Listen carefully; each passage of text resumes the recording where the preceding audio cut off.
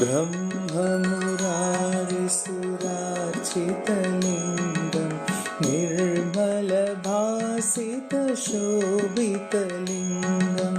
जन्मजदुःखविनाशकलिङ्गं तत्प्रणमामि सदा शिवलिङ्गं देवमुनिप्रवरार्चितलिङ्गं कामदहनकरुणाकरलिङ्गं रावणदर्पविनाशनलिङ्गं तत्प्रणमामि सदा शिवलिङ्गं सर्वसुगन्धसुलेपितलिङ्गं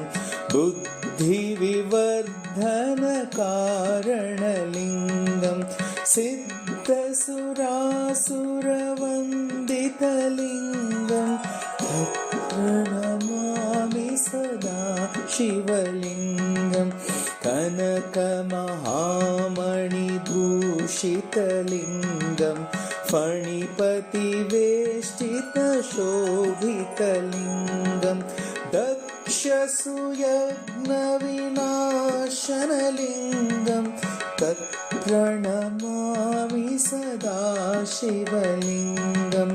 कुङ्कुमचन्दनलेपितलिङ्गं पङ्कजहारसुशोभितलिङ्गं सञ्चितपापविनाशनलिङ्गं तत्प्रणमामि सदा शिवलिङ्गं अष्टदलोपरिवेष्टितलिङ्गं सर्वसमुद्भवकारणलिङ्गम् अष्टदरिद्रविनाशनलिङ्गं तत्प्रणमामि सदा शिवलिङ्गं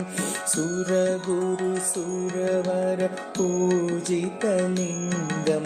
सुरवनपुष्पसदार्चितलिङ्गं परमपदं परमात्मकलिङ्गं तत्प्रणमामि सदा शिवलिङ्गं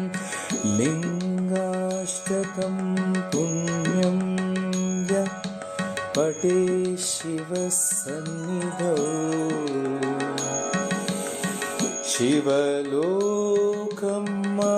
शिवलोकमवाप्नोति शिवेन सह मोदते।